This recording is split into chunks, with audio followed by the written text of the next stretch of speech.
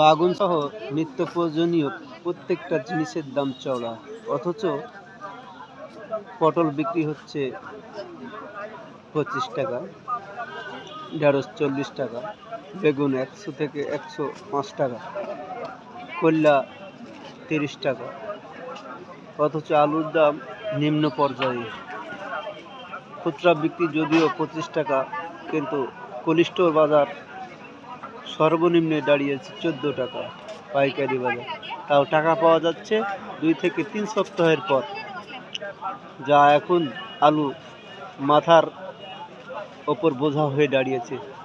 কৃষক আজ দেউলিয়ার পথে, কেউ ঋণ করে, কেউ ধার কর্জ করে, কেউ বইয়ের গয়না বেচে, কেউ গরু বেচে, এসব করে আলু উৎপাদন করে।